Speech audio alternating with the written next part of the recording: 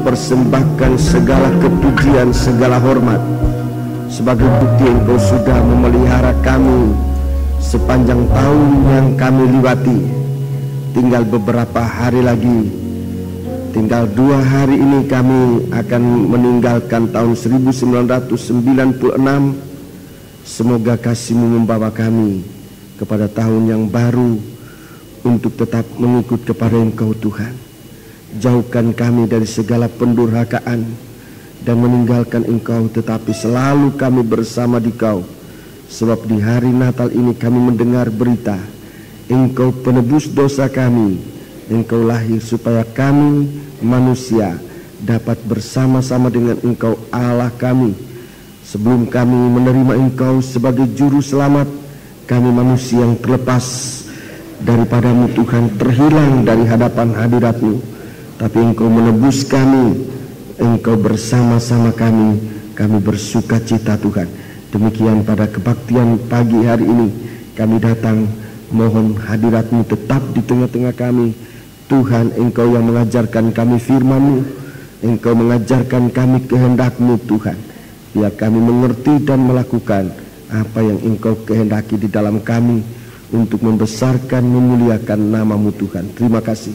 Saat pemberitaan firman-Mu, kuasa-kuasa kegelapan mau mengganggu, mau menggoda kami, tapi kami percaya Engkau mampu untuk usirkan dari tengah-tengah sidang jemaat-Mu. Sebab itu kami panggil nama Engkau Tuhan. Di dalam nama Tuhan Yesus Kristus, segala setan kami ikat, kami perintahkan kamu semua dalam nama Yesus pergi. Darah Yesus yang berkuasa. Tuhan, berikan kami urapan Roh-Mu yang suci agar kami dapat memusatkan hati dan pikiran kami mendengarkan firman-Mu ya Bapa. Terima kasih Bapa. Haleluya. Dalam nama Yesus kami sudah berdoa. Haleluya. Amin.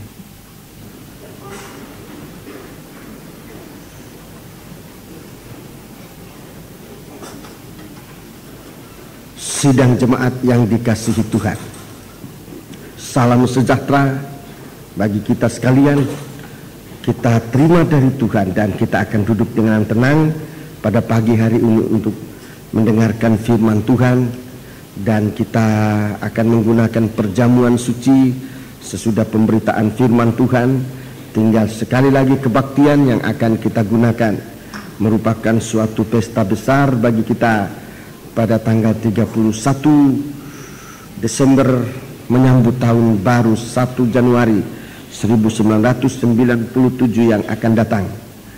Beberapa saudara-saudara sekalian, baik dari gereja-gereja Tuhan maupun kelompok-kelompok dalam masyarakat, sudah mempersiapkan diri, mempersiapkan acara-acara pada malam tahun baru 1996 ke 1997.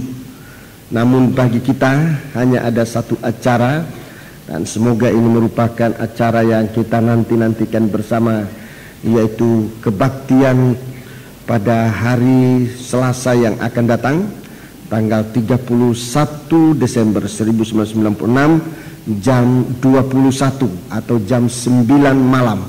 Di tempat ini kita berkumpul bersama-sama untuk berbakti kepada Tuhan, mengucap syukur sehabis-habis hati kita untuk menyatakan ucapan terima kasih kepada Tuhan dan membawa kehidupan kita untuk diserahkan kepada Dia selanjutnya pada tahun 1997 dan selanjutnya biar tetap berada dalam tangan Tuhan. Saudara-saudaraku, saya mengundang saudara-saudara sekalian, seluruh keluarga untuk bisa berada di dalam kebaktian itu. Hanya ingin saya ingatkan supaya meninggalkan rumah dengan waspada. Apa-apa yang bisa rawan bahaya, saudaraku, api, kompor, gas, lampu dan sebagainya, tolong diperiksa dengan baik pada hari-hari ini, saudaraku. Dan kunci pintu, kunci pagar semua diperhatikan baik-baik supaya dalam kebaktian yang akan kita adakan tidak ada satu hal yang dapat mengganggu kita. Namun di atas segala-galanya adalah kita tetap berdoa, mohon lindungan dan pemeliharaan Tuhan bagi kita sekalian. Saya juga ingin ingatkan dalam kebaktian malam itu, batasilah menggunakan perhiasan-perhiasan yang dapat menarik hati penjahat dan segala sesuatu yang rasanya tidak perlu kita bawa dalam kebaktian, kita simpan di tempat yang teraman. Dan biarlah kita semua berdoa bersama-sama nanti agar lindungan Tuhan terjadi atas kehidupan kita sekalian, saling menolong, saling membantu. Istimewa kalau saat pulang, jika sudah melihat saudara-saudaramu yang mungkin satu arah, satu tujuan, yang tidak mendapat kendaraan umum, mungkin pada hari-hari itu kendaraan umum akan menjadi penuh sesak atau menjadi sulit, bantulah saudara-saudaramu dalam membawa mereka tiba di rumah masing-masing. Jika memungkinkan, saudara bisa tolong terutama orang-orang tua untuk bisa sampai dengan selamat di tempat masing-masing. Saya menganjurkan ini demi kasih Tuhan yang Tuhan curahkan dalam kita sekalian. Saudara-saudara yang mau berbuat demikian, Tuhan sudah menyediakan berkat bagi saudara-saudara. Dan biarlah kita serahkan hidup kita kepada Tuhan. Kita tetap berdoa supaya hari-hari kita kebaktian merupakan benar-benar hari bahagia bagi kita sekalian. Puji Tuhan. Mari kita akan memeriksa dalam kitab Wahyu. Kitab Wahyu. Kita berada pada pasal yang kedua. Ini merupakan pasal penyucian dengan 7 percikan darah. Waktu begitu berjalan cepat. Sementara kalau kita membaca Alkitab, penyucian kita ini masih sangat membutuhkan waktu. Tapi Tuhan mampu melakukan itu dengan segala kasih-Nya kepada kita dalam waktu yang sesingkat-singkatnya. Wahyu pasal 2 ayat 18 sampai dengan ayat 29. Ini jemaat yang keempat, jemaat Tiatira. Mari kita baca ayat 18 sampai dengan ayat yang ke-29. Dan tuliskanlah kepada malaikat jemaat di Tiatira, inilah firman Anak Allah, yang matanya bagaikan nyala api dan kakinya bagaikan tembaga. Aku tahu segala pekerjaanmu, baik kasihmu maupun imanmu, baik pelayananmu maupun ketekunanmu. Ya, terus? Aku tahu bahwa pekerjaanmu yang terakhir lebih banyak daripada yang pertama. Ya, makin hari pekerjaan ini bukan makin berkurang, saudaraku, tetapi makin hari justru pekerjaan ini makin bertambah. Pelayananmu, kasihmu maupun iman, baik pelayananmu maupun ketekunan, aku tahu bahwa pekerjaanmu terakhir ini lebih banyak daripada yang pertama. Jadi jangan memikirkan bahwa pekerjaan Tuhan ini makin menyempit. Tapi Tuhan bicara kepada jemaat Tiatira bahwa memang semakin lama pekerjaan ini serasa makin begitu banyak. Dan seperti tadi saya katakan, dalam masalah penyucian saja, dalam masalah penyucian, makin firman Tuhan dibukakan, makin kita melihat masih banyak perkara-perkara yang perlu disucikan.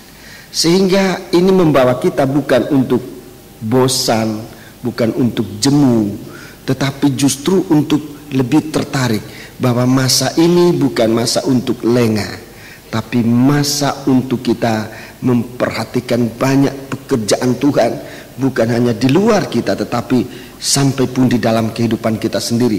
Seperti tadi saya katakan mengenai penyucian saja, begitu banyak yang masih harus kita kerjakan. Terus ayat 20. Tetapi aku mencela engkau karena engkau membiarkan wanita Isabel yang menyebut dirinya nabiah mengajar dan menyesatkan hamba-hambaku supaya berbuat zina dan makan persembahan-persembahan berhala. Iya, 21. Dan aku telah memberikan dia waktu untuk bertobat, tetapi ia tidak mau bertobat dari zinanya. Iya, tidak mau bertobat dari zinanya. Lihatlah, aku akan melemparkan dia ke atas ranjang orang sakit, dan mereka yang berbuat zina dengan dia akan kulemparkan ke dalam kesukaran besar jika mereka tidak bertobat dari perbuatan-perbuatan perempuan itu. Dan anak-anaknya akan kumatikan, dan semua jemaat akan mengetahui bahwa akulah yang menguji batin dan hati orang, dan bahwa aku membalaskan kepada kamu setiap orang menurut perbuatannya. Tetapi kepada kamu, yaitu orang-orang lain di Tiatira, yang tidak mengikuti ajaran itu dan yang tidak menyelidiki apa yang mereka sebut seluk-beluk iblis, kepada kamu aku berkata, aku tidak mau menanggungkan beban lain kepadamu. Tetapi apa yang ada padamu, peganglah itu sampai aku datang. Ya, jadi di saat kita menekuni ajaran Tuhan, di saat kita menekuni untuk memandang Tuhan, maka iblis pun tampil untuk mengganggu perhatian kita.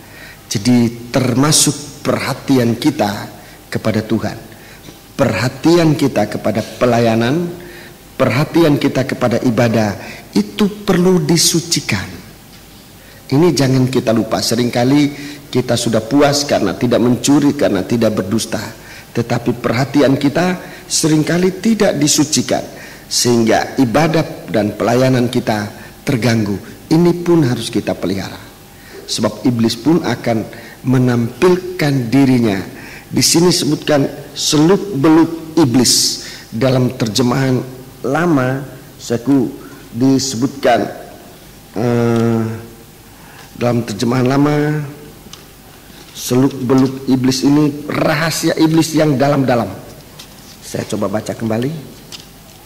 Tetapi kepada kamu, yaitu orang-orang lain di Tiatira, yang tidak mengikuti ajaran itu dan yang tidak menyelidiki apa yang mereka sebut seluk-beluk iblis. Ya, seluk-beluk iblis, segala perkara iblis yang dalam-dalam, segala perkara iblis yang dalam-dalam. Terus, kepada kamu aku berkata, aku tidak mau menanggungkan beban lain kepadamu. Iya, jadi iblis pun saudaraku akan menarik perhatian.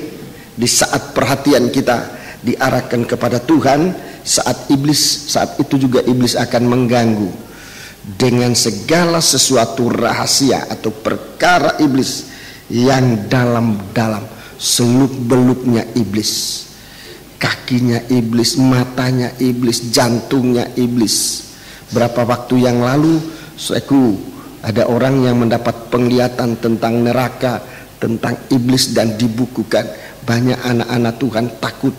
Memang iblis menyatakan, tetapi yang harus kita lihat bukan seluk-beluk iblis. Kalaupun kita tahu tentang iblis, tentang neraka, saudaraku, sampai pun kita merasa takut, tetapi itu belum ada janji kita diselamatkan. Tapi kalau kita mengenal Tuhan, mengenal Tuhan sedalam-dalamnya, di sana ada janji, bukan hanya keselamatan, tapi Tuhan janjikan kesempurnaan bagi kita untuk bisa mengalami suasana bahagia bersama dengan Tuhan.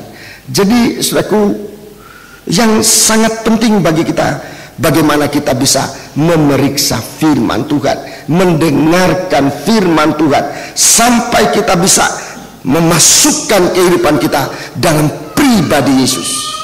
Baca terus 25. Tetapi apa yang ada padamu, peganglah itu sampai aku datang. Dan barang siapa menang dan melakukan pekerjaanku sampai kesudahannya, kepadanya akan ku karuniakan kuasa atas bangsa-bangsa. Iya, kepadanya akan ku karuniakan kuasa atas bangsa-bangsa. 27. Dan ia akan memerintah mereka dengan tongkat besi. Mereka akan diremukkan seperti tembikar tukang priuk, sama seperti yang kuterima dari Bapakku. Terus. Dan kepadanya akan kukaruniakan bintang timur. Siapa bertelinga, hendaklah ia mendengarkan apa yang dikatakan Roh kepada jemaat-jemaat. Dan kepadanya akan kukaruniakan bintang timur. Ini janji bahwa kita dalam ibadah berhasil sampai pada akhirnya. Kitab Wahyu pasal yang ke-22. Kitab Wahyu pasal yang ke-22. Kitab Wahyu pasal yang ke-22 ayat 16. Kitab Wahyu pasal 2 ayat yang ke-16. Aku Yesus telah mengutus malaikatku untuk memberi kesaksian tentang semuanya itu kepadamu, Ya. bagi jemaat-jemaat.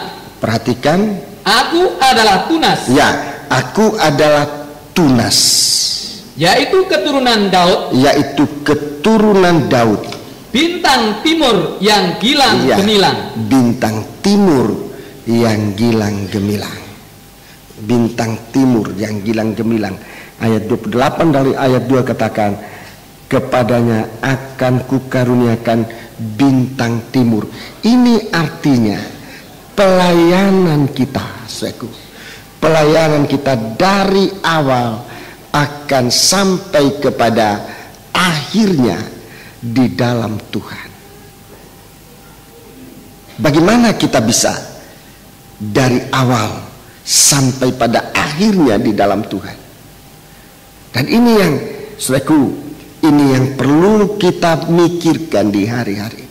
Bagaimana pelayanan kita, ibadah kita ini sampai berakhir di dalam Tuhan, di dalam bintang timur yang gilang gemilang. Di dalam ayat yang ke-16 pasal 22 kitab Wahyu ini, dia katakan, aku adalah Tunas. Aku adalah Tunas, yaitu keturunan Daud. Aku adalah Tunas, yaitu keturunan Daud. Saku, di hari-hari ini hari Natal. Hari Natal, hari kelahiran Tuhan. Hari kelahiran Tuhan. Lahir berarti mulainya hidup manusia di bumi ini dalam bentuk manusia yang sudah benar-benar nyata. Aku adalah Tunas. Dalam kitab Nabi Yesaya pasal yang ke-11, kitab Nabi Yesaya pasal yang ke-11 berbicara tentang Tunas. Yesaya pasal yang ke-11, kitab Nabi Yesaya pasal yang ke-11, kita baca ayat 1 sampai dengan 3. Ini rahasia keberhasilan seseorang bisa memulaikan di dalam Tuhan dan berakhir menerima suatu bintang timur, bahkan bintang timur yang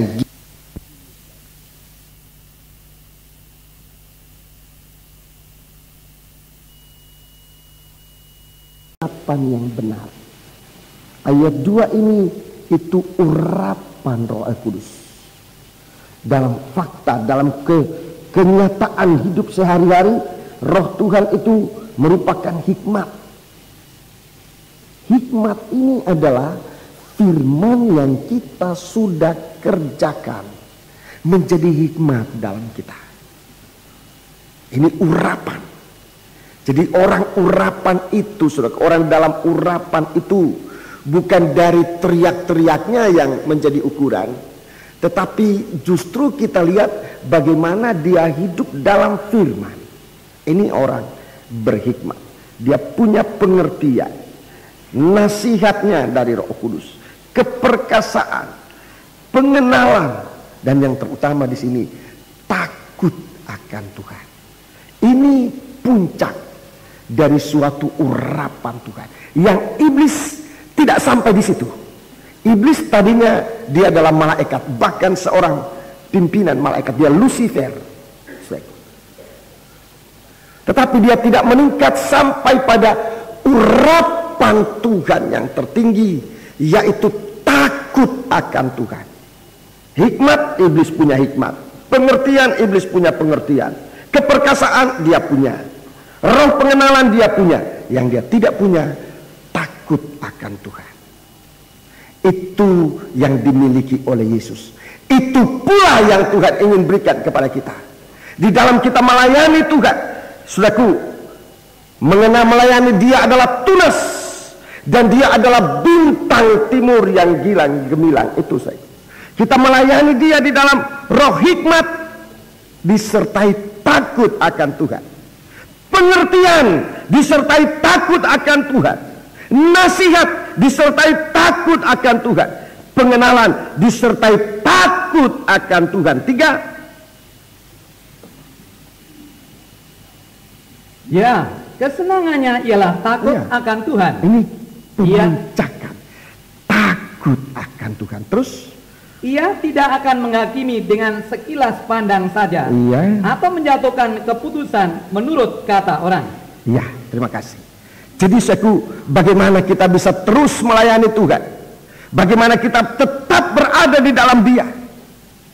Bukan oleh karena perkara yang lain, tetapi di dalam segala sesuatu yang kita terima dari Tuhan, disertai rasa takut akan Tuhan. Kalau rasa takut akan Tuhan ini menyertai berkat yang kita terima, dapat dijamin bahwa kita tidak mungkin salah gunakan berkat. Kalau Tuhan izinkan kita masuk dalam percobaan, saudaraku, tetapi di saat itu kita merasa takut akan Tuhan, untuk di saat penderitaan kita tidak menolak Tuhan, dapat dijamin, saudaraku, bahwa kita menang dalam percobaan itu. Ayub dalam percobaan, dia ada rasa takut akan Tuhan.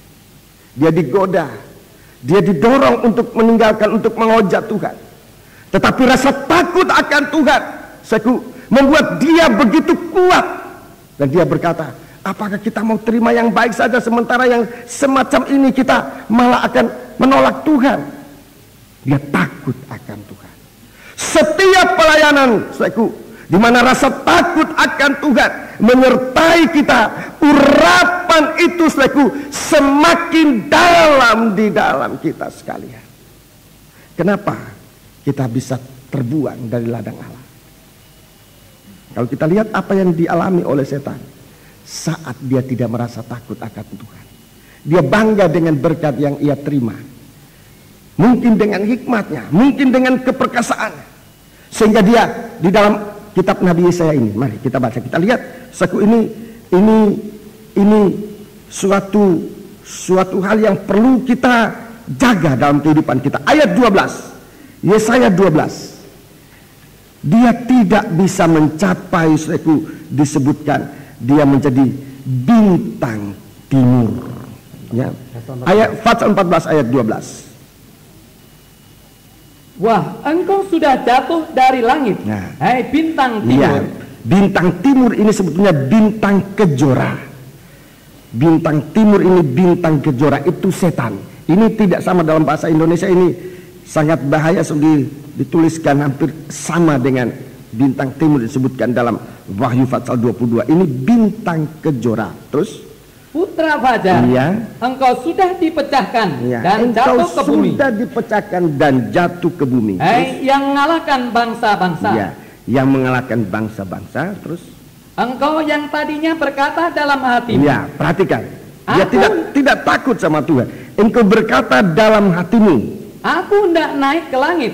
Aku hendak naik ke langit. Aku hendak mendirikan tahtaku.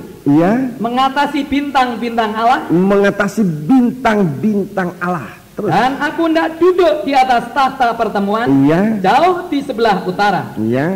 Aku hendak naik mengatasi ketinggian awan-awan. Hendak menyamai yang maha tinggi. Hendak menyamai yang maha tinggi.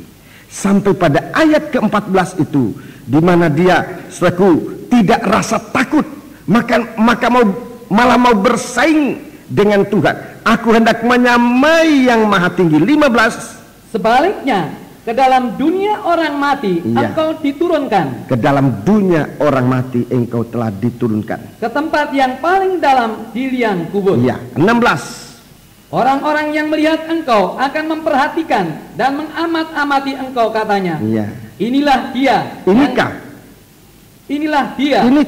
Inikah dia yang telah membuat bumi gemetar, dan yang telah membuat kerajaan-kerajaan bergonjang, yang telah membuat dunia seperti padang gurun, membuat dunia seperti padang gurun, dan menghancurkan kota-kotanya, yang tidak melepaskan orang-orangnya yang terkurung pulang ke rumah. Ya, terima kasih. Jadi ini merupakan tempat dari setan.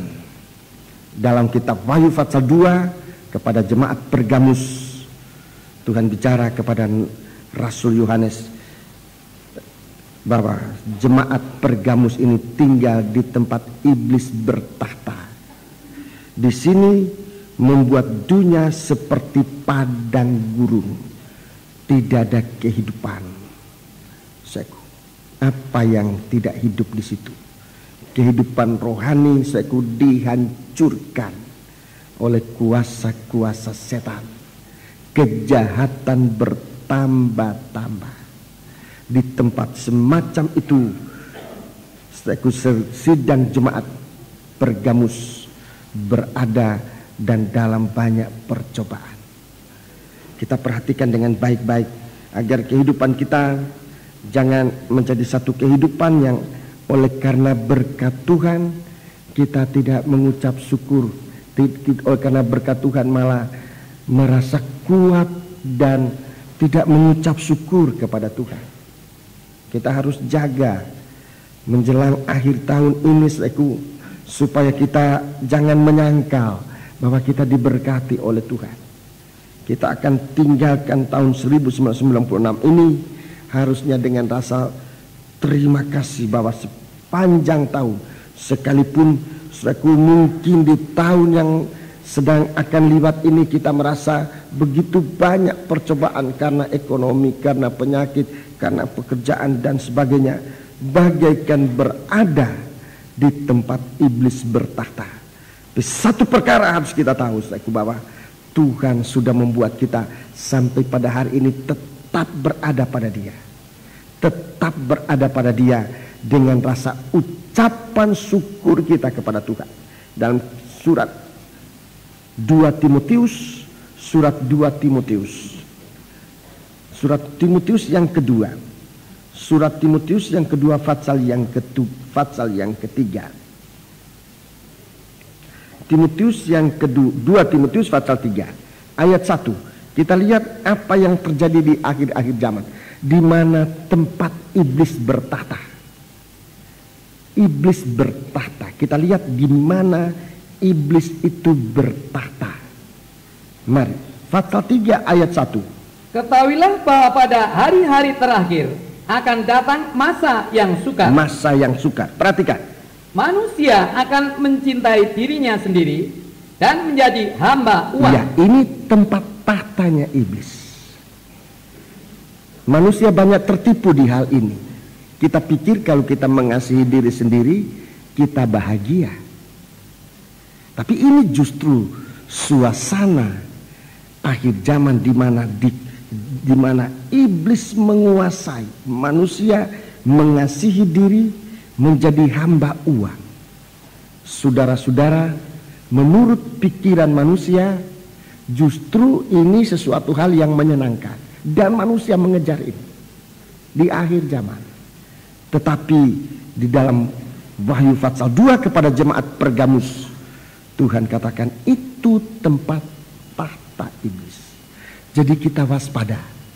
Bukannya saudara tidak boleh punya uang atau mencari uang, tetapi tadi saya sudah katakan, kalau kita mau tetap dalam ibadah kita, rasa takut akan Tuhan itu harus tetap menyertai kita. Di saat kita diberkati oleh Tuhan, rasa takut akan Tuhan itu harus menguasai kita. Itu pemuncakan dari urapan Tuhan. Itu yang bisa mendorong kita untuk suka menyembah Dia sampai pada puncak penyembahan. Rasa takut akan Tuhan. Lanjut. Mereka akan membual dan menyombongkan diri. Ini tahta dari setan. Ini tahta dari setan. Menyombongkan diri, membual dan menyombongkan diri. Terus mereka akan menjadi pemfitnah. Memfitnah, merasa diri benar dan menjatuhkan manusia. Ini pekerjaan dari setan. Terus mereka akan berontak terhadap orang tua. Berontak terhadap orang tua.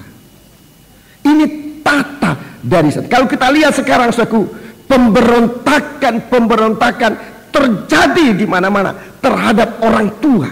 Orang tua bukan hanya ibu dan ayah, tetapi mereka yang kita hormati.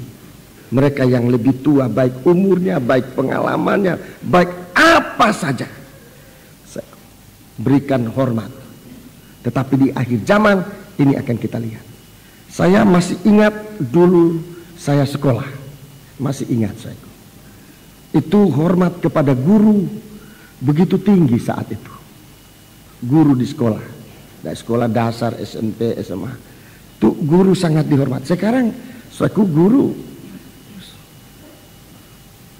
kepada pemerintah, kepada Pak Lurah dihormati. Sekarang sudah manusia makin pinter, tapi rasa takut akan Tuhan. Ini tanda akhir zaman. Di saat ini di mana iblis bisa bertahta, di mana kita hidup, di mana saat-saat iblis bertahta, kita harus waspada supaya kita jangan dijamah oleh kuasa kegelapan itu. Rasa takut akan Tuhan. Nanti akan masuk pada Wahyu pasal yang ke-6, di mana dunia ini akan dikuasai oleh kuda-kuda. Saudara-saudara, tidak ada setapak kuku kuda dari bumi ini yang akan luput. Sebab itu kita harus perhatikan, pemberontakan, kesulitan-kesulitan akan terjadi di bumi ini. Tetapi Tuhan mendahuluinya dengan kita dikuasai oleh Roh Kudus. Supaya setiap pribadi mendapatkan kesempatan dalam genggaman Tuhan. Tuhan akan nyatakan kemuliaannya bagi kita. Agar gereja Tuhan dalam pemeliharaan Tuhan. So, pemberontakan ini, pemberontakan ini akan hebat di akhir zaman. Ini tanda dari akhir-akhir. Ketahuilah pada hari-hari terakhir akan datang masa sukar. Pemberontakan akan terjadi terhadap orang-orang tua. Terus dan tidak tahu berterima kasih. Ini salah satu tanda akhir zaman. Tidak tahu berterima kasih. Manusia akhir zaman tidak tahu berterima kasih. Itu sebabnya kebaktian akhir nanti, Seku meninggalkan tahun 1996, akan kita jadikan suatu kebaktian ucapan syukur kita kepada Tuhan. Berterima kasih kepada Tuhan buat apa saja yang Tuhan izinkan kita alami pada tahun 1996. Akan ada kesaksian saudara-saudaraku yang menguatkan satu dengan yang lain sebagai suatu ucapan syukur terima kasih kepada Tuhan. Akan ada nyanyian sebagai ucapan syukur terima kasih kepada kita, kepada Tuhan. Akan ada waktu mendengarkan firman, mendengarkan nasihat. Saudara-saudaraku, saya masih tetap merindukan kepada Bapak Pendeta Totes bersama Ibu di hari ini, hari akhir nanti, hari tanggal 30 ini memberikan sepatah dua kata bagi kita. Sebagai orang tua, secara umur kita, sebagai sesepuh dalam pelayanan, dalam ibadah, senior kita dalam pelayanan, sebagai guru kita dalam pengajaran, memberikan sepatah dua kata. Duduk mendengar nasihat Tuhan, mendengar firman Allah, itu sikap berterima kasih. Kalau kita sudah dipelihara oleh firman Allah, tetapi saat firman Allah disampaikan kita acuh tak acuh, ini sikap tidak berterima kasih. Kita nyatakan sikap terima kasih kita kepada Tuhan. Sebab tanda dari akhir zaman, tidak berterima kasih itu jelas. Jadi ini perlu diperhatikan, manusia tidak tahu berterima kasih. Ini tata, ini sifat iblis. Dan sebegitu iblis melihat satu kehidupan tidak tahu berterima kasih, iblis langsung bertahta dalam kehidupan semacam itu. Jadi saudaraku, begitu penting kebaktian-kebaktian kita. Kita akhiri sampai tanggal 31 itu dengan ucapan syukur terima kasih kita kepada Tuhan. Haleluya. Ada banyak yang kita bisa lakukan dalam kebaktian itu. Sedikitnya duduk dengan tertib, sopan, mendengarkan baik nasihat firman Tuhan, teguran firman Tuhan, hiburan dari Tuhan, supaya tahun yang akan datang merupakan tahun yang dikaruniakan oleh Tuhan bagi kita untuk tetap menang. Tadi saya katakan, sampai kita benar-benar sampai menerima bintang timur itu. Menerima bintang timur itu. Dia adalah tunas Daud. Lanjut. Tidak memperdulikan agama. Tidak memperdulikan agama. Sebagai orang Kristen, saudaraku, di hari tutup buka tahun itu, atau di hari tahun baru umpamanya, saudara-saudaraku, kita berada dalam acara keagamaan. Akan sangat tidak tepat kalau kita sebagai orang beragama di hari itu berada di dalam acara orang-orang yang tidak beragama, yang tidak memuliakan Tuhan. Saudaraku, dimanapun saudara-saudara kita berada, saudara-saudara kita di Tasikmalaya hari-hari ini tidak sempat berbakti di rumah gereja, tapi mereka berbakti di rumah-rumah itu diizinkan dan dilindungi. Gunakan kesempatan. Kita ini masih ada kesempatan untuk berkumpul bersama-sama. Gunakan kesempatan. Hari-hari ini di mana iblis mencari tempat-tempat di mana dia bisa bertata di antara manusia.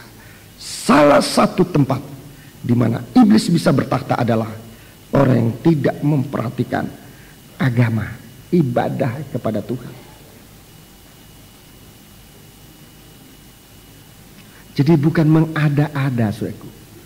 Kalau selalu ada pengumuman, ada kebaktian, ada kebaktian, ada kebaktian. Sebab kita menghadapi ini di mana iblis bersiap untuk bertata.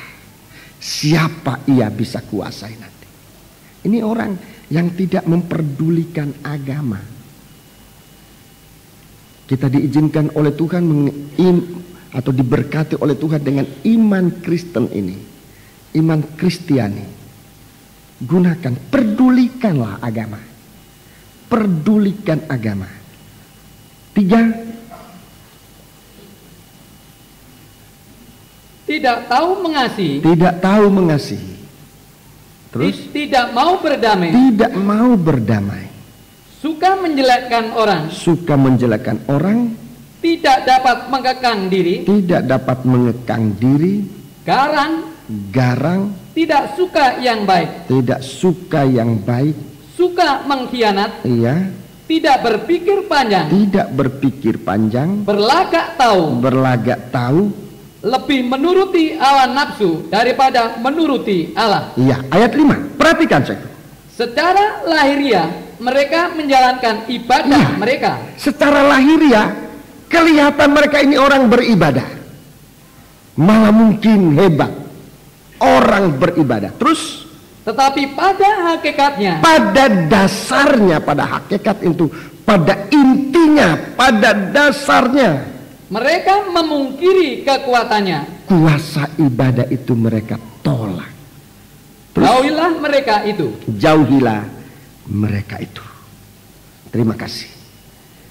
Jadi ini nasihat firman Tuhan menjelang hari akhir tahun 1996, tapi juga ini sudah merupakan akhir dari zaman kita ini. Selalu saya katakan, kelompok-kelompok umat manusia di hari-hari ini, mereka sudah mempersiapkan diri dalam pergantian abad ke-20 masuk ke abad 21, tahun 2000. Mereka sudah sangat mempersiapkan diri dari bidang ekonomi, politik, kenegaraan. Sudah siap mereka untuk bagaimana bisa masuk abad ke-21. Di gereja Tuhan Di saat itu Alkitab katakan gereja Tuhan dalam keadaan ngantuk dan tertidur. Dalam keadaan ngantuk dan tertidur. Tetapi bersamaan dengan itu Kristus ditampilkan.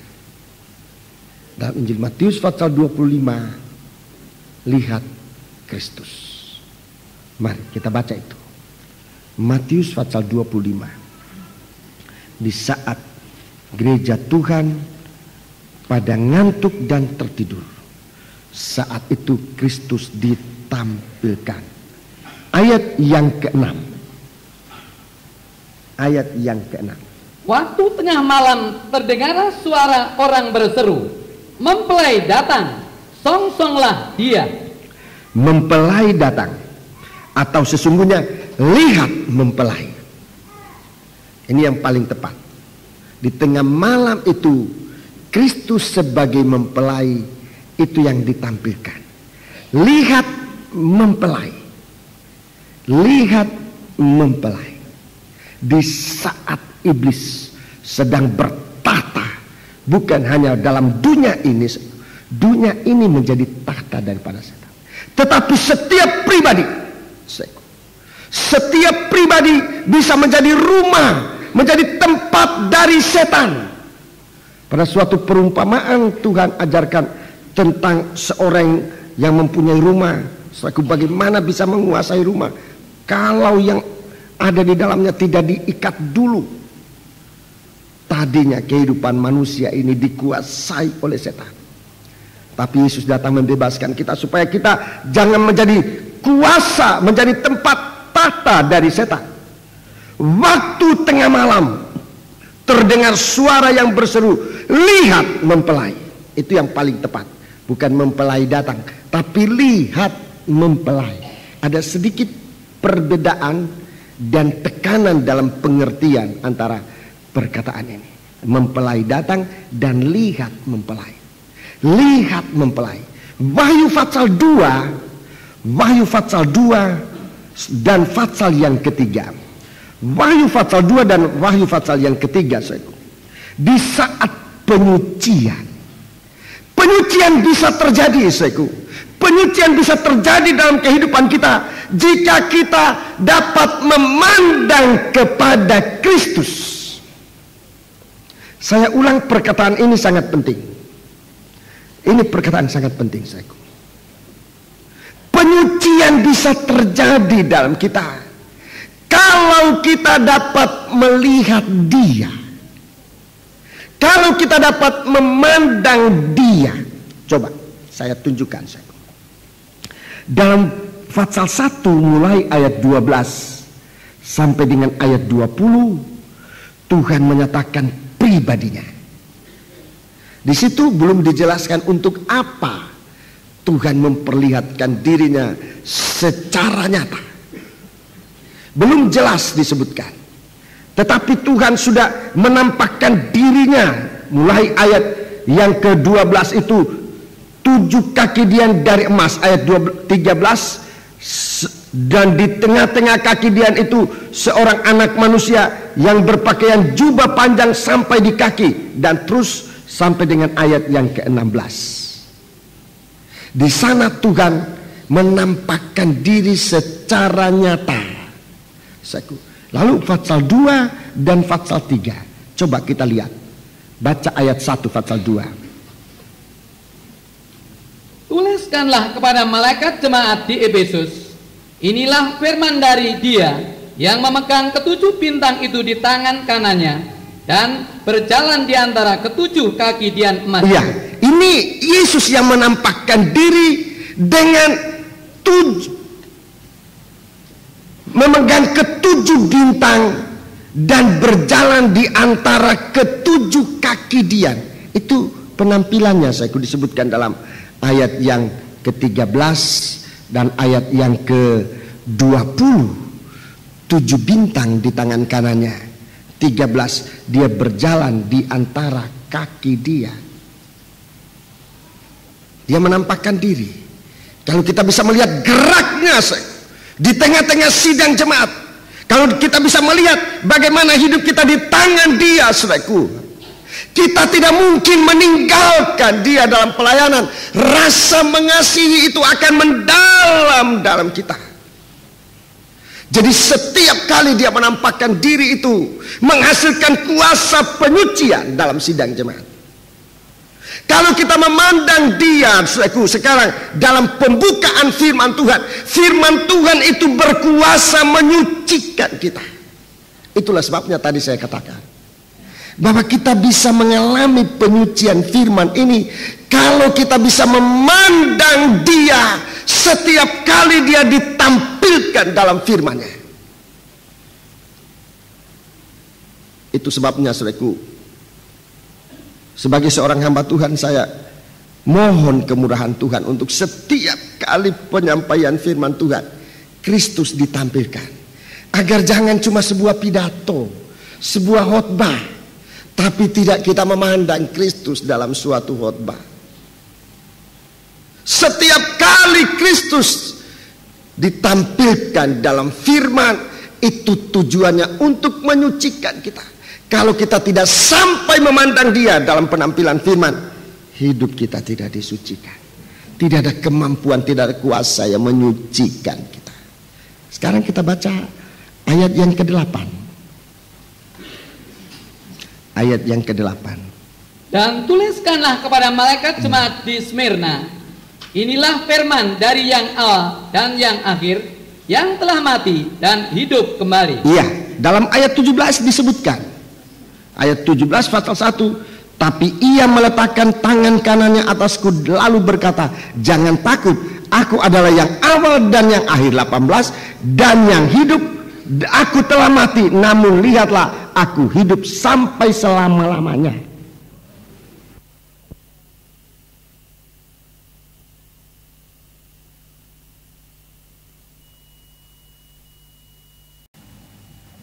Dan tuliskanlah kepada malaikat jemaat di Pergamus, inilah firman dia yang memakai pedang yang tajam dan bermata dua. Iya, pedang yang tajam dan bermata dua. Saudaraku, dalam ayat ke-16 pasal 1 ayat 16, dan di tangan kanannya ia memegang tujuh bintang, dan dari mulutnya keluar sebilah pedang tajam bermata dua. Jemaat Pergamus disucikan. Jemaat Pergamus disucikan. Ayat 18. Dan tuliskanlah kepada malaikat jemaat di Tiatira, inilah firman Anak Allah yang matanya bagaikan nyala api, dan kakinya bagaikan tembaga. Iya, ayat 14 pasal 1 ayat 14 dan 15. Matanya bagaikan nyala api, kakinya mengkilap bagaikan tembaga membara dalam perapian. Jemaat Tiatira disucikan. Pasal 3 ayat 1. Dan tuliskanlah kepada malaikat jemaat di Sardis, inilah firman dia yang memiliki ketujuh roh Allah dan ketujuh bintang itu. Aku tahu segala pekerjaanmu. Engkau dikatakan hidup, padahal engkau mati. Aku memiliki ketujuh bintang, bahkan 7 bintang itu di tangan kanan. Pasal 1 ayat 20, Tuhan tampil dengan 7 bintang di tangan kanannya. Dan sebelumnya ayat-ayatnya lain juga sudah bicara. Ayat 7 pasal 3. Dan tuliskanlah kepada malaikat jemaat di Philadelphia, inilah firman dari yang kudus, yang benar, yang memegang kunci Daud. Apabila ia membuka, tidak ada yang dapat menutup. Apabila ia menutup, tidak ada yang dapat membuka. Ya, jadi di sini kita lihat bahwa Tuhan itu tampil dengan segala kekuatan untuk menyucikan kita. Jemaat Philadelphia, Tuhan tampil dengan kunci, anak kunci Daud. Di dalam ayat 1, anak kunci maut. Pasal 1, kunci maut dan kerajaan maut. Ayat 14. Dan tuliskanlah kepada malaikat jemaat di Laodikia, inilah firman dari Amin, saksi yang setia dan benar, permulaan dari ciptaan Iya. Allah. Jadi ini suatu penampilan Kristus yang benar-benar bertujuan untuk menyucikan sidang jemaat. Kita waspada saja menjelang hari Tuhan.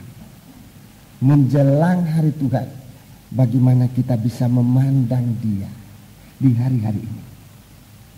Kita diajar oleh Tuhan untuk memandang kepada Dia di hari-hari ini. Maksudnya supaya nomor satu, kita disucikan. Tuhan menyatakan diri dalam pembukaan firman. Maksudnya nomor satu, supaya kita disucikan. Nomor dua, ini saya katakan nomor dua bukan berarti dia kurang penting, saya hanya untuk menjelaskan saja. Yang kedua adalah supaya kita memuncak dalam penyembahan. Dia menampilkan diri supaya kita memuncak dalam penyembahan. Sebab Tuhan mau, saudaraku, supaya kita tidak tetap tinggal pada bumi yang dikuasai oleh setan ini. Tetapi Tuhan akan menyingkirkan kita ke tempat yang jauh dari mata ular. Mempelai perempuan Kristus bersalut dengan matahari, bermahkota 12 bintang, di bawah kaki ada bulan, akan dibawa ke padang belantara jauh dari mata ular. Saudara-saudara, Tuhan mau menyempurnakan kita untuk menjadi mempelainya. Jadi supaya penyembahan kita sampai kepada puncaknya, yaitu daging ini tidak berkuasa lagi. Sebab daging ini tempat dari setan untuk menguasai manusia, untuk bertata atas hidup manusia. Kalau manusia tidak lagi dikuasai oleh daging, setan tidak ada tempat lagi. Setan tidak punya tempat lagi saat manusia tidak lagi dikuasai oleh daging. Sebab itu kita mau sungguh-sungguh dalam kehidupan kita di hari-hari ini dilepaskan oleh Tuhan. Dalam Wahyu pasal 2 ayat 12 sampai 17. Wahyu pasal 2 ayat 12 sampai 17. Ada ajaran Bileam, ajaran Nikolaus. Ajaran yang menggoda itu Bileam, ajaran yang menggoda manusia dengan apa saja, termasuk yang terutama adalah mamon, keinginan akan uang. Itu yang menggoda. Kalau kita baca dalam kitab Bilangan, saudaraku, Bileam menunggangi seekor keledai. Bileam menunggangi seekor keledai. Dalam perjanjian baru, 4 Injil Matius, Markus, di sana diceritakan Yesus menunggangi keledai. Yesus menunggangi keledai, tapi arahnya ke Yerusalem. Bangsa kafir menjadi rebutan antara pengajaran Bileam. Bileam ini pengajaran Bileam yang arahnya Alkitab katakan kamu menuju kepada maut, kepada perkara yang salah. Itu dalam kitab Bilangan. Jadi Bileam ini dia membawa keledai kepada perkara yang mematikan. Itu Tuhan cegah. Dalam perjanjian baru, keledai ditunggangi oleh Yesus, mempelai laki-laki, arahnya ke Yerusalem. Saudara-saudaraku, di akhir zaman kehidupan kita, terutama bangsa kafir ini, gereja Tuhan mau ditunggangi oleh 2 pribadi. Bileam, itulah pengajaran-pengajaran yang menggiurkan hati dengan tawaran seakan berkat, tetapi itu godaan, keuangan. Saudara-saudara, segala sesuatu yang ada dalam kekuasaan setan, seperti diroyalkan oleh setan. Gereja Tuhan mau kemana? Memberikan dirinya ditunggangi oleh Bileam, oleh pengajaran sesat, atau gereja Tuhan bagaikan seekor keledai ditunggangi oleh Yesus sebagai mempelai laki-laki. Sebagai gembala, saya ingin anjurkan kepada kita, jangan beri diri ditunggangi oleh Bileam, oleh pengajaran sesat, tapi berikan diri ini disucikan oleh Tuhan dengan kuasa tajamnya pengajaran firman Allah, supaya dengan pengajaran mempelai kita dibawa oleh Tuhan, tujuannya jelas, ke Yerusalem untuk Yesus disambut sebagai raja. Dan kalau Yesus disambut sebagai raja, dalam kemuliaannya, keledai yang ditunggangi oleh Tuhan juga turut dipermuliakan. Gereja Tuhan mau dipakai oleh siapa? Oleh pengajaran mempelai Yesus Kristus sebagai mempelai laki-laki yang datang. Lihat mempelai, ia sedang datang, dia raja, dia adalah mempelai laki-laki kita, untuk membawa kita kepada suatu perjamuan malam pesta kawin anak domba 1000 tahun lamanya, kerajaan damai dan sentosa. Terlalu bodoh kita kalau memberikan diri ditunggangi oleh ajaran sesat, sementara ajaran Tuhan begitu kuat disuarakan, bukan untuk menghukum kita, tapi justru untuk menyucikan kita. Dalam ayat 12-17, jemaat Pergamus dioperasi oleh Tuhan. Jemaat Pergamus dioperasi oleh Tuhan dengan ajaran, dengan tajamnya firman Tuhan, untuk melepaskan jemaat Pergamus ini dari ajaran-ajaran sesat. Ini dosa yang begitu lengket, sekali melekat begitu kuat.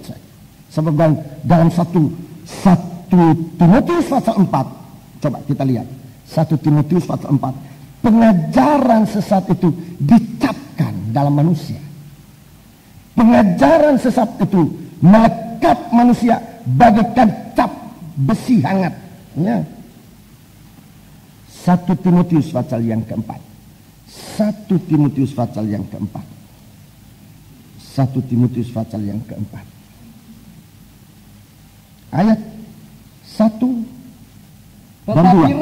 Tetapi roh dengan tegas mengatakan bahwa di waktu-waktu kemudian ada orang yang akan murtad, lalu mengikuti roh-roh penyesat dan ajaran setan-setan. Roh penyesat dan ajaran setan-setan. Perhatikan ayat 2. Oleh tipu daya pendusta-pendusta yang hati nuraninya memakai cap mereka. Iya, diselar dengan besi hangat. Dalam terjemahan lama, suku cap itu adalah dicap dengan besi panas.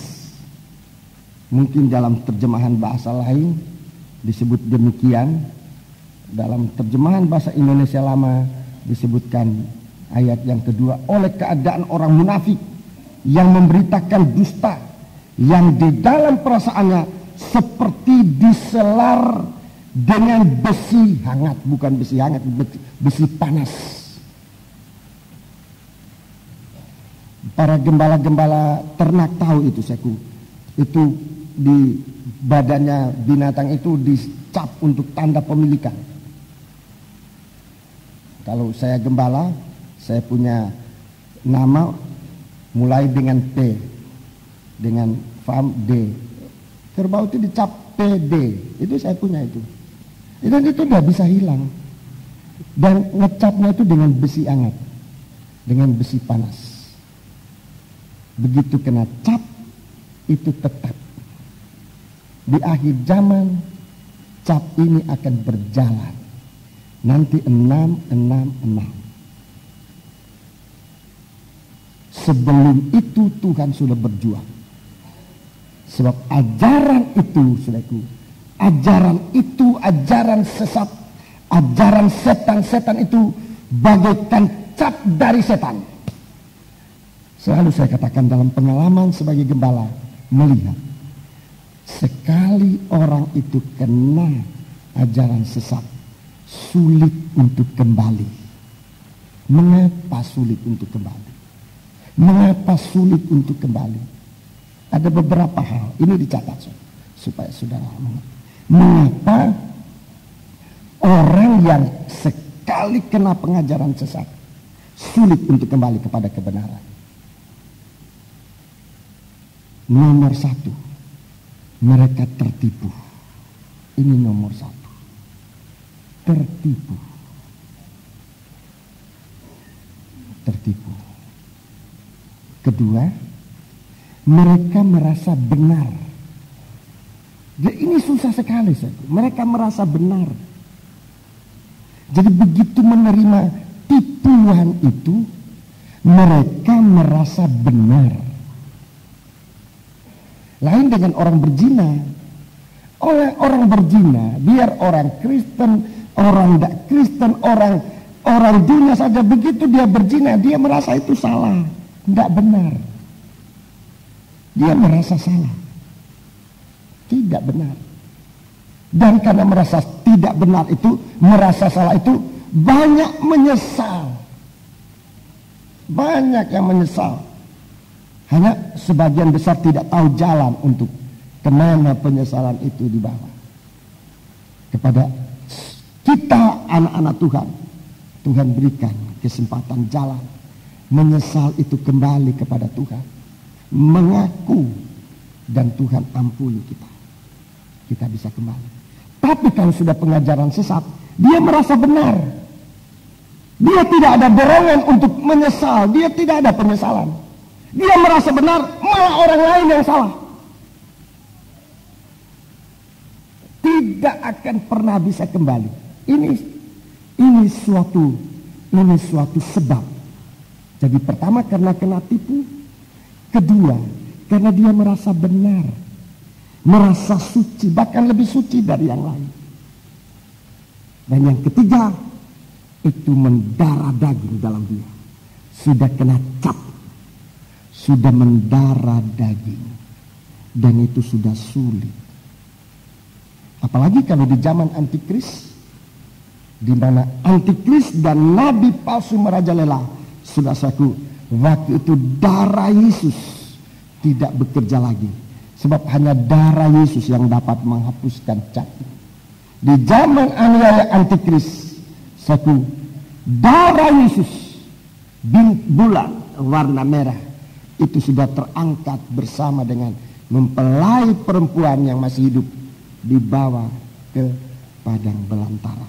Sementara tubuh Kristus yang lain, yang harus menggenapi penamatan daging selama 3 tahun setengah zaman antikris, mereka tetap nanti selesai 3 tahun setengah mereka akan bangkit, dan waktu Yesus datang, 2 bagian tubuh ini dipersatukan, menemukan Kristus diangkat di awang-awang yang permai. Jadi ini diperhatikan sekali. Jangan main-main dengan ajaran sesat. Nggak usah banding-bandingkan. Saya lebih baik terus terang sebagai gembala. Nggak usah membanding-bandingkan. Nggak usah lihat-lihat. Oh, saya ke sana cuma mau lihat-lihat, cuma mau banding-bandingkan. Itu suatu benih. Kalau benih itu jatuh di hati, dia akan tumbuh. Dan sangat berbahaya. Jangan coba-coba banding-bandingkan ajaran sesat dengan ajaran benar. Saya sebagai gembala dengan rasa tanggung jawab lebih baik mengatakan tidak usah banding-bandingkan. Sebab begitu saudara melihat, begitu saudara membaca, begitu masuk dalam otak, begitu masuk dalam hati, dia bisa tumbuh. Sebab itu di hari-hari ini Tuhan menyucikan kita dari perkara ini, dari ajaran sesat semacam Bileam, semacam pengajaran dari Nikolaus. Pengajaran Nikolaus. Pengajaran Nikolaus. Ada persamaan nama, tapi saya belum mendapat penjelasan yang lebih jelas di dalam Kisah Rasul pasal yang ke-6. Kisah Rasul pasal yang ke-6.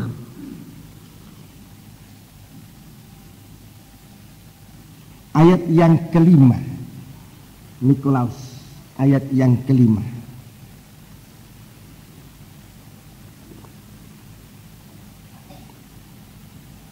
usul itu diterima baik oleh seluruh jemaat.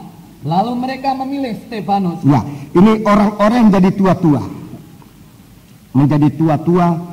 Nomor 1 Stefanus, seorang yang penuh iman dan Roh Kudus. Ya, terus Dan Filipus yang kedua, Prokorus, Nikanor, Timon, Parmenas, Nikolaus. Iya, yang ketujuh ini Nikolaus. Siapa dia? Seorang penganut agama Yahudi dari Antioquia. Iya, seorang penganut agama dari Antioquia. Di sini Nikolaus ini ditemukan.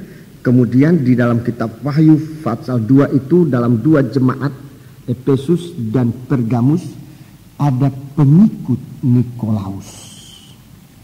Pengikut Nikolaus.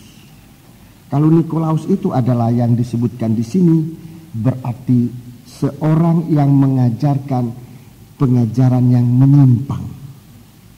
Tadinya dia benar, tapi kemudian menyimpang. Kalau Nikolaus ini adalah Nikolaus itu yang dimaksudkan dalam Wahyu pasal 2 itu, berarti Nikolaus yang sudah dalam penyimpangan. Memang di akhir zaman dalam 1 Timotius pasal 4 akan banyak orang gugur dari iman. Gugur dari iman itu artinya meninggalkan pengajaran yang benar dan ikut ajaran-ajaran yang tidak baik. Kita waspada terhadap itu. Kalau Bileam itu memang pengajaran sesat. Tapi kalau Nikolaus yang dalam Wahyu pasal 2 ini adalah sama dengan Nikolaus dalam Kisah Rasul pasal yang ke-6. Dan berarti itu suatu penyimpangan. Dan ini akan terjadi di akhir zaman. Seperti Yudas, dia tadinya murid Tuhan. Tapi oleh pengaruh uang, ia tinggalkan ajaran Tuhan. Dia ikut kepada orang-orang yang menjadi seterunya Tuhan. Orang Farisi, orang ahli Taurat, dan orang Herodiani. Dia menyimpang. Dia ada dalam penyimpangan. Dia sering meninggalkan Tuhan untuk pergi bergabung dengan orang Herodiani, ahli Taurat, dan orang-orang Farisi. Di sini dalam kitab Kisah Rasul pasal 6 tadi diembel-embelkan Nikolaus itu adalah seorang yang berpenganut agama Yahudi dari Antioquia. Tapi bagi saya tidak terlalu penting apa itu sama, tetapi di akhir zaman, yang penting di akhir zaman akan ada suatu orang-orang gugur dari iman dan mengajarkan pengajaran-pengajaran menyimpang, dan itu berkuasa menguasai banyak anak-anak Tuhan dalam keguguran iman. Kita waspada terhadap itu. Untuk itu dibutuhkan tajamnya pengajaran firman. Kalau di hari-hari ini saudaraku, firman Tuhan disampaikan secara tajam, keras, bukan untuk menghukum kita, tetapi di hari-hari ini untuk mengoperasi pengajaran yang mungkin sudah membuat kita cenderung ikut atau sudah sempat ikut. Kalau kita dengar pengajaran itu dan jalan kita ditutup oleh Tuhan. Waktu Bileam menuju untuk mengutuk bangsa Israel, pedang Allah dihadapkan kepada dia. Pedang Allah dihadapkan. Hanya itu yang dapat menyetop kutukan yang akan dijatuhkan atas Israel. Pedang Allah yang tajam menyetop Bileam di tengah perjalanan. Apa yang dapat menghentikan pengajaran sesat dan penyimpangan dalam pengajaran di hari-hari ini hanyalah ketajaman pengajaran firman yang kita bisa lihat dari tampilnya Kristus. Sebabnya saya berdoa dan saya mohon bantuan doa dari sidang jemaat supaya di dalam setiap persiapan untuk menyampaikan firman Tuhan, Tuhan lebih dahulu menyatakan firman-Nya kepada gembala untuk disampaikan, agar jangan terjadi penyimpangan-penyimpangan. Sebab itu hal-hal yang sangat berbahaya di akhir zaman. Lebih berbahaya dari dosa-dosa yang lain. Sebab tadi saya katakan dosa yang lain itu masih bisa kita sadar itu tidak baik, masih kita bisa menyesal. Tetapi kalau pengajaran sesat di mana manusia merasa benar sendiri, bukan kebenaran dari Allah, sulit untuk kembali. Hanya tajamnya firman Allah. Dari ketajaman firman Allah itu akan menyatakan perbedaan antara yang benar dengan yang palsu. Waktu Raja Sulaiman digoda, diuji, dia tunjukkan tajamnya firman Allah. Dia tunjukkan tajam firman Allah. Dua ibu yang bicara tentang ini anakku, itu anaknya dia yang mati. Dua ibu bertengkar tentang anaknya. Tajamnya firman Allah. Sulaiman menunjukkan tentang pedang. Lebih baik kita potong saja anak itu, separuh untuk kamu, separuh untuk yang satunya. Kemudian dengan tajamnya pedang itu, ibu yang benar mengatakan, jangan dipotong, lebih baik anak ini diberikan kepada dia daripada dia harus mati. Sulaiman menjadi tahu, kalau begitu kamu adalah ibu dari anak yang hidup itu. Sementara yang satunya katakan potong saja supaya adil, tapi justru tidak adil. Jadi di hari-hari ini kita membutuhkan ketajaman firman Allah. Dan Wahyu pasal yang kedua menghadapi jemaat Tiatira, sudah pengajaran sesat ini sudah merupakan benih yang jatuh untuk tumbuh menjadi perbuatan dari Babel, berzina dan menyembah berhala. Itu pun Tuhan menyatakan diri dengan matanya yang tajam bagaikan nyala api. Segala sesuatu yang bukan dari Allah itu harus disucikan,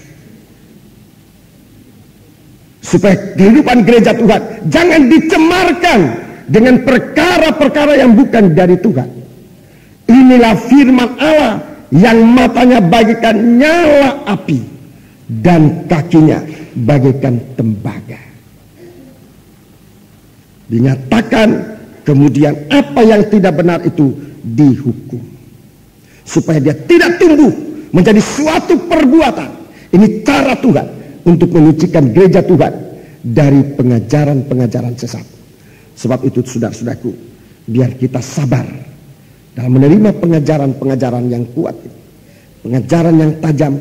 Dan dari ketajaman firman Allah ini, nanti kita bisa melihat segala sesuatu tipuan dari setan, dan kita disucikan oleh Tuhan. Puji Tuhan. Jadi inilah yang saya bisa sampaikan kepada sidang jemaat mengakhiri ibadah hari Minggu. Dan ibadah hari Minggu dalam pengajaran ini kita akan tamatkan, saudara-saudaraku, dengan menggunakan perjamuan suci, supaya kita bisa membedakan antara tubuh dan darah Kristus dengan roti dan anggur biasa. Ketajaman firman Allah dapat kita membedakan itu. Mari pelayan perjamuan suci tampil ke depan, kita bangkit berdiri.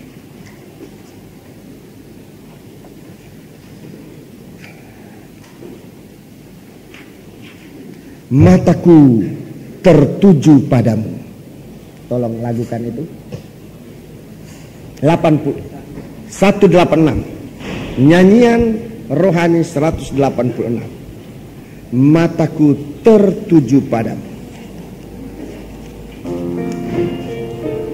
Kita akan menerima perjamuan suci. Jangan kita mengalihkan pandangan kita kepada Kristus. Biar kita arahkan pandangan kita hanya kepada Dia. Mataku tertuju padamu.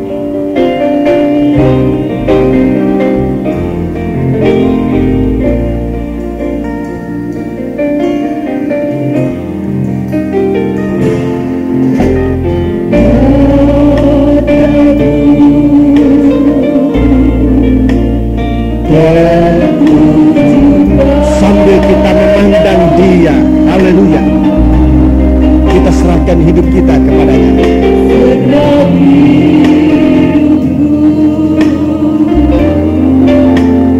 Ku serahkan padamu,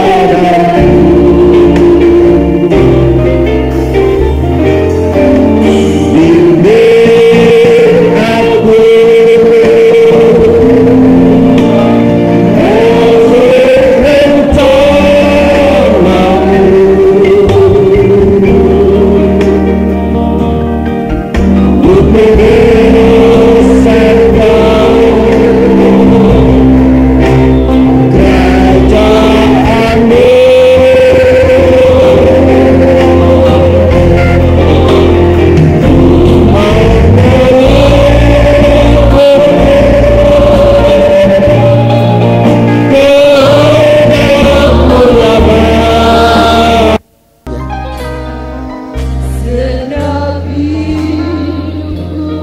Dengan iman kita memandang Dia. Haleluya.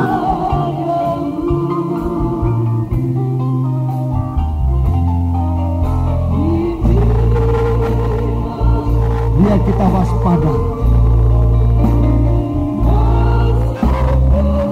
agar setiap kali Tuhan menampakkan diri dalam firman-Nya,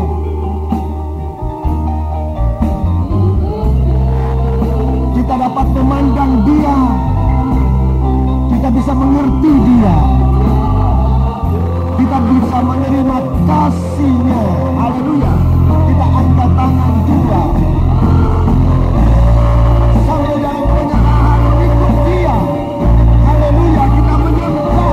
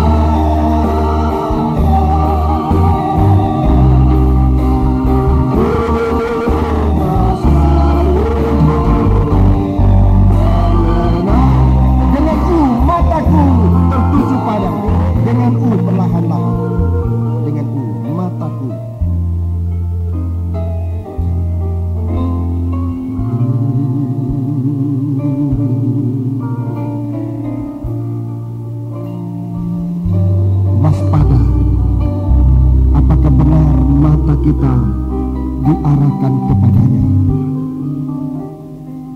pada firman-Nya, pada kasih-Nya,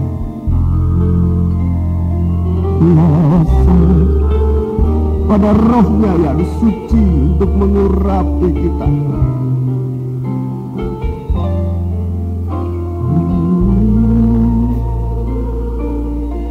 Dalam kelemahan kita merasa kekuatan untuk dapat melakukan apa yang menjadi perintah-Nya.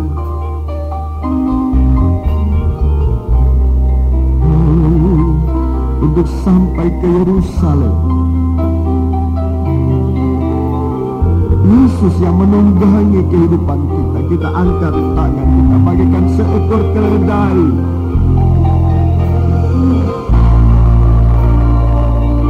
yang hanya membawa berita mempelai dalam punggung kita. Di atas pundak kita Tuhan letakkan kabar mempelai ini. Haleluya.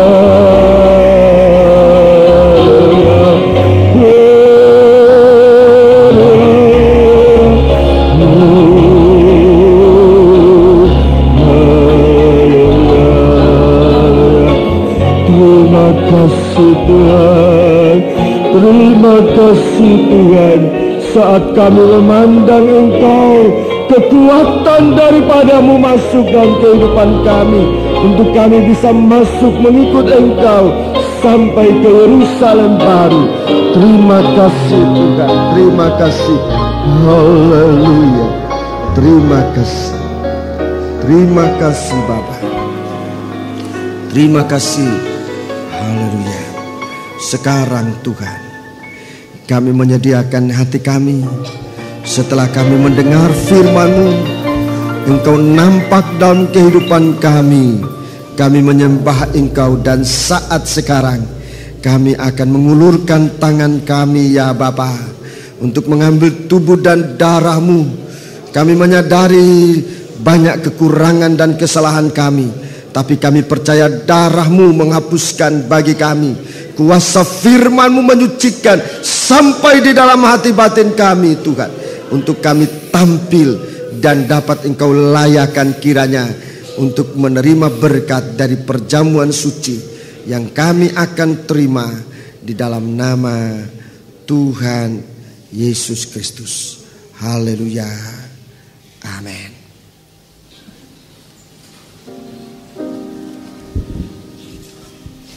Nyanyian rohani nomor 138. Nyanyian rohani 138. Sambil kita menyanyikan nyanyian ini, kita dilayani dengan perjamuan suci.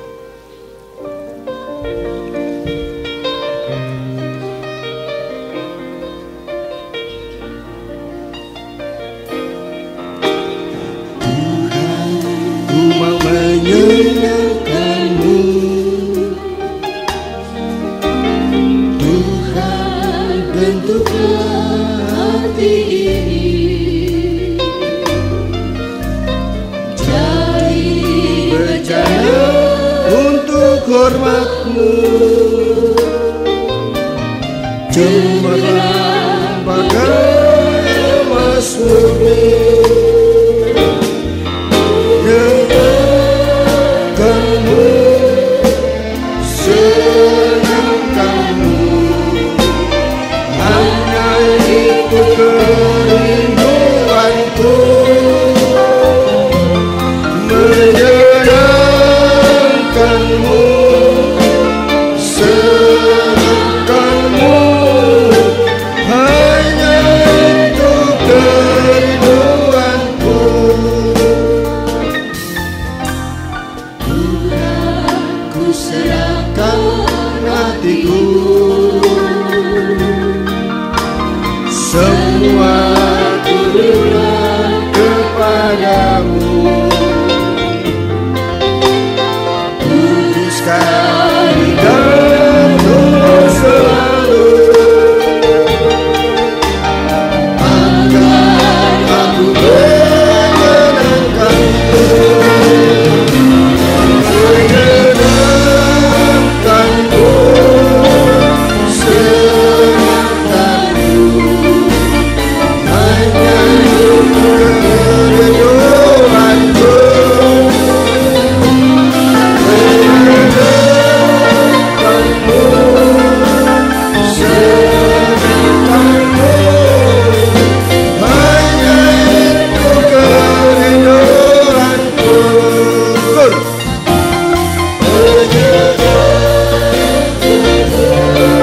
Tolong diperhatikan kalau masih ada yang terlibatkan di atas.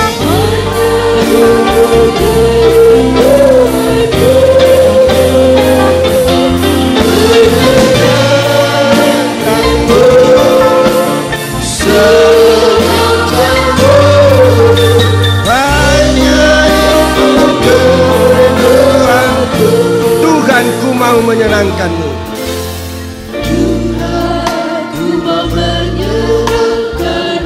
Haleluya.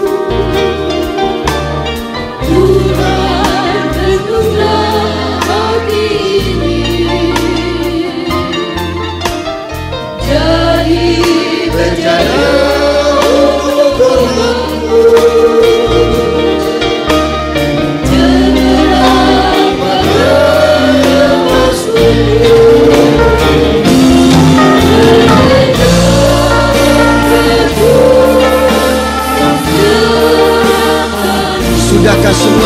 melayani dengan baik.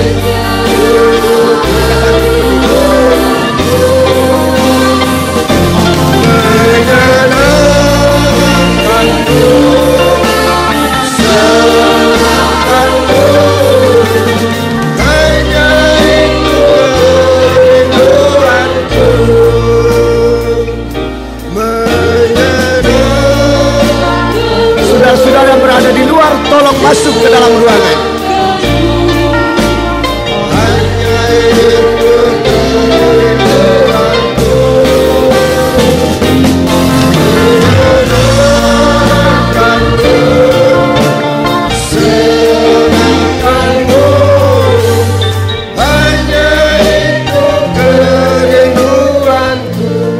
Kita angkat tubuhnya Kristus dengan tangan kanan. Lebih tinggi dari kepala kita, penghormatan dan penghargaan kita kepada Dia, Allah yang sudah mengasihi kita terlebih dahulu. Haleluya. Kalau kita sekarang bisa mengasihi Dia, ini adalah hasil kasih-Nya di dalam kita. Dengarkan firman Tuhan. Sebab apa yang telah kuteruskan kepadamu telah aku terima dari Tuhan, yaitu bahwa Tuhan Yesus pada malam waktu Ia diserahkan mengambil roti, dan sesudah itu Ia mengucap syukur atasnya, Ia memecah-mecahkannya dan berkata, dengarkan, inilah tubuhku yang diserahkan bagi kamu. Perbuatlah ini menjadi peringatan akan aku. Haleluya. Kita makan bersama-sama dengan percaya dalam nama Yesus. Haleluya.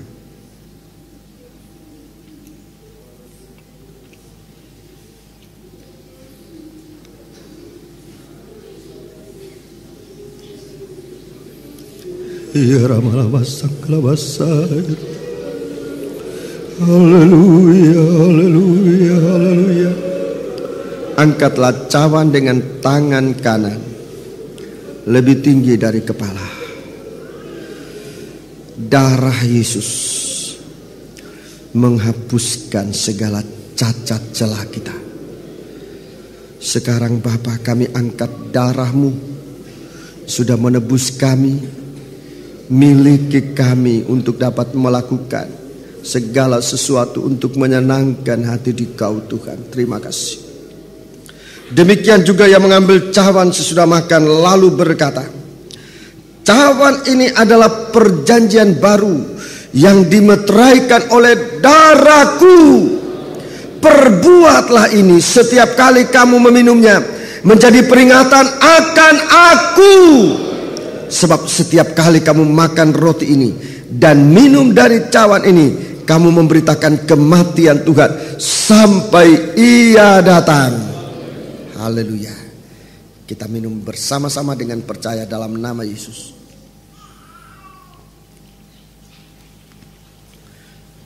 Haleluya. Terima kasih Bapa, terima kasih. Haleluya.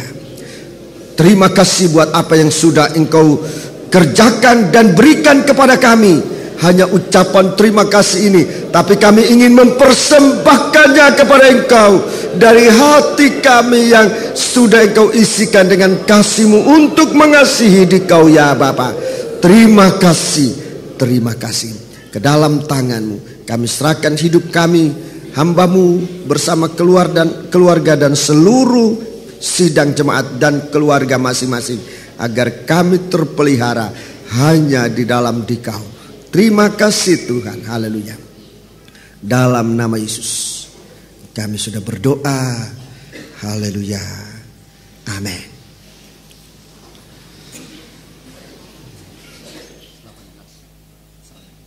Psalm 118 kita nyanyikan nyanyian ini sementara kita akan berkorban, dan korban ini kita akan pergunakan untuk kegiatan dari Kabar Mempelai.